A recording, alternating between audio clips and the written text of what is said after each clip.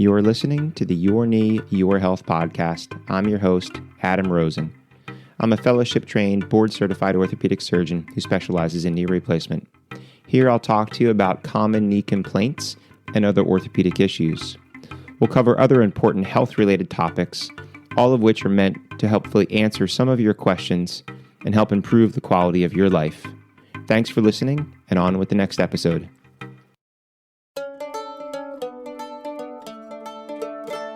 Hello and welcome back to the Your Knee, Your Health podcast. I'm Adam Rosen. I hope you've been enjoying what you've been listening to, and if you have, please take a moment to review, rate, and share this podcast with someone that you believe may benefit from the information. It's viewers like you and listeners like you that using those ratings and reviews will help other people find this podcast. So in today's episode, I want to talk to you about exercise and the importance of exercise. There's so many benefits to an exercise program. But I find a lot of the people that I meet and take care of are really starting out on that path. These are people that aren't exercising or have stopped exercising due to pain or are afraid to start exercising because they're afraid that it may do harm or damage. So I've talked about this on a few of my other episodes, but first and most important, yes, you need to exercise. Even if you have pretty advanced arthritis, the act of moving the joint and strengthening the muscles around that joint will actually help that joint. And there are so many health benefits as far as controlling your blood pressure, stress, anxiety, diet, nutrition, improving your sleep habits. The list goes on and on and on. So exercise is really important. However, the big mistake that I see a lot of people do is, especially this is in the beginning of the year when people decide, hey, I'm going to start exercising, they exercise too hard, too fast. So first and foremost, if you're going to start an exercise program, let's make this a lifelong change, in which case it is okay to start slow. And I'll have my patients typically in the beginning exercises, I've talked about what's called the straight leg raise exercise. So for my patients that are starting from scratch, I'll have them do the Monday, Wednesday, Friday straight leg raise, just a strengthening exercise. And then Tuesday, Thursday, Saturday, I'll start with an activity, something aerobic, like a walk or a bike. And I will have people start with just 5 minutes. And again, the goal there isn't really to go out and start an exercise program tomorrow for working out at an hour's pace, but it's really to create the habit and to make sure that you're going to wake up every day and you're going to go out and you're going to walk 5 minutes, or you're going to get on the bike for 5 minutes, or if you have a rowing machine or a pool, just do something for 5 minutes. And then the next week, make it 10 minutes. So on Tuesday, Thursday, Saturday, you take a 10-minute walk, a 10-minute bike ride, a 10-minute row. All of those things will start to build up. And then the third week, 15 minutes. Fourth week, 20. See the repetition, really trying to get up to maybe doing it for a half hour. And that's one exercise. So now we've kind of started the system into getting into the habit of exercising. People will say, well, shouldn't I just go to physical therapy? And there are some really great therapists out there, and there's some injuries and surgeries where people can really benefit from physical therapy. However, in people that have arthritis and they haven't exercised, I find more often than not, someone gets sent to physical therapy in the hopes that it's going to make them better. The therapist works out with them for an hour, and then they're in pain for 2 or 3 days. And their thought is, well, that's silly. I don't want to do that again. That hurts. So I always talk to people about starting slowly, because it may not be any one of those exercises that the therapist had you do that caused the problem. It may have been one, but you don't know that because you did maybe 20, and it may have just been too much too soon. So I kind of use the analogy of a little child when you start them on foods. You don't give a kid at one meal strawberries and avocados and peas and sweet potatoes and a whole bunch of other foods, and then he breaks out in a rash, and you call the pediatrician and say, hey, my kid's got this rash. Well, what did you feed him? Everything. So if you start slow and you start with one exercise, you may find that exercise works well for you. And now after a few weeks, you add a second exercise, and then you're doing okay. And then a few weeks later, you add a third exercise. You know what?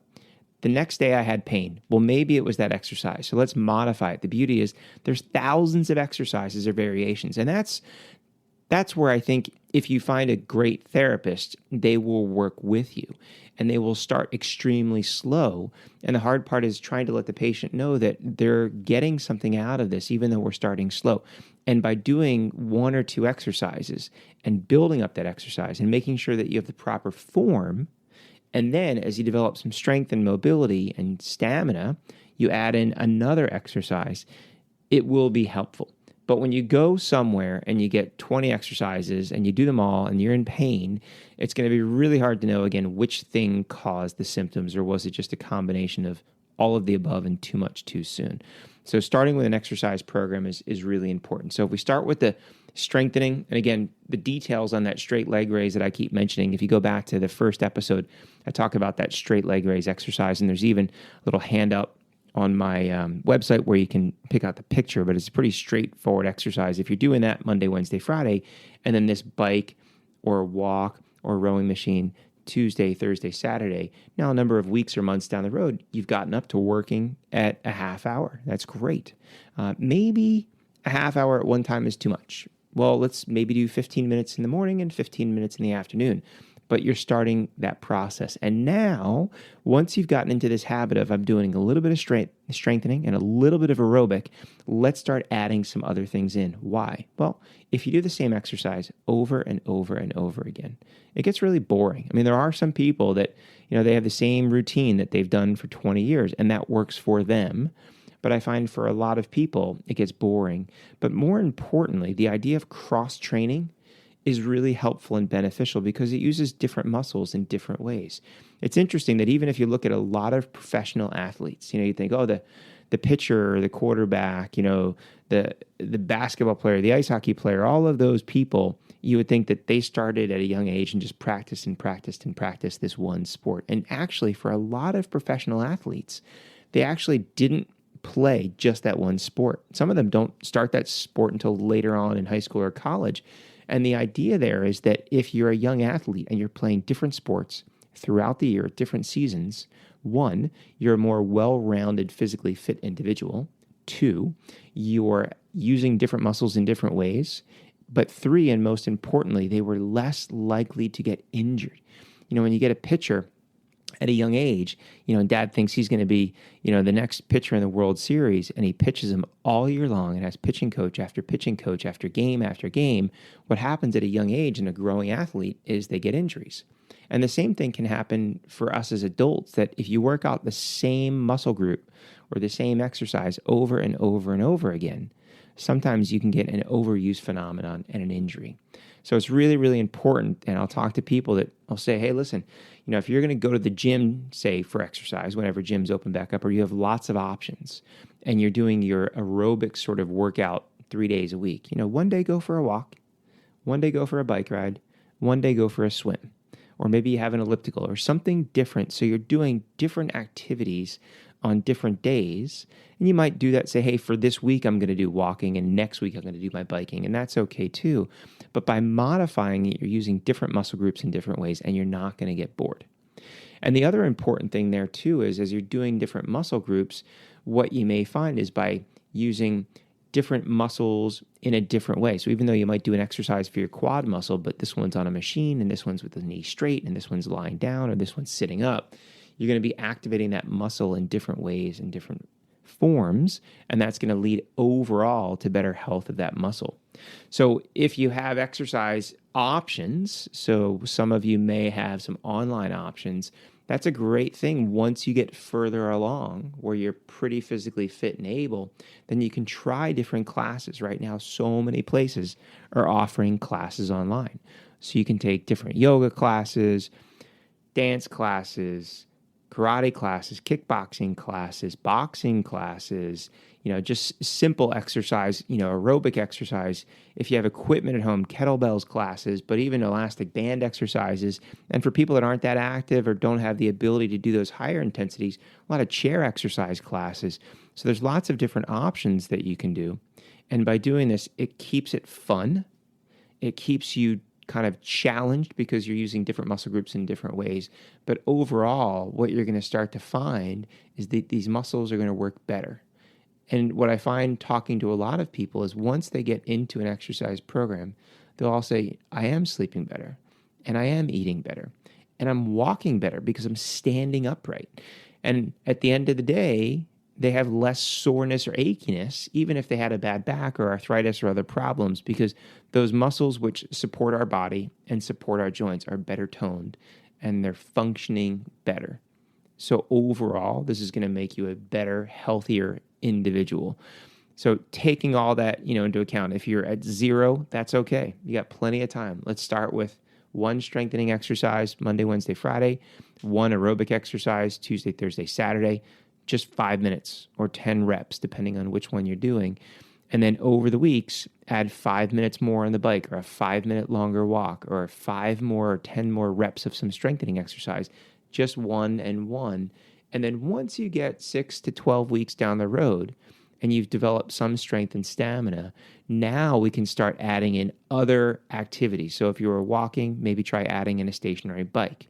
Or if you're doing 1 straight leg raise strengthening exercise, you might add an upper body exercise into the mix. So each of these things, you can start to incorporate a different body part, and using those muscles in different ways, you're going to strengthen the whole body. You strengthen the whole person. It's going to improve the whole being.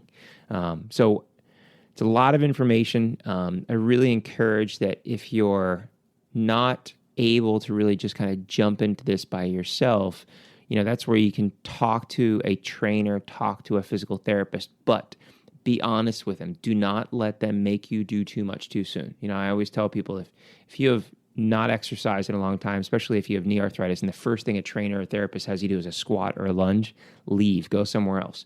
But if they're working on different muscle groups and the idea that you can build up to more higher intensity exercises, that's great. But be honest with them that if something hurts, it should not stop.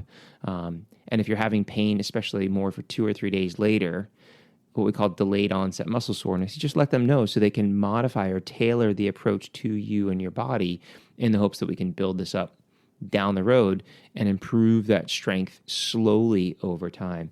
And that's your plan. That's the goal, to make you and your knee and your whole body better. So again, thanks for listening. If you do have the time and you're enjoying the information, please take a moment to rate and review and share this information with someone that you think would benefit. And in this particular episode specifically, it's a whole lot easier if you have someone to exercise with. So if you know someone that's in the same boat and you just need a little kind of push to get you going, send this to them and let them know, because I can almost guarantee those days where you're just a little less motivated to get out there and do something, that's going to be the day that your friend or partner is going to say, hey, you know what, we got to get going, and vice versa. There's going to be days where they're not going to want to, and you're going to be that driving force that says, nope, we're going to do this. We're going to feel better. So thanks again for listening. I'm Adam Rosen. Stay safe. You've been listening to the Your Knee, Your Health podcast.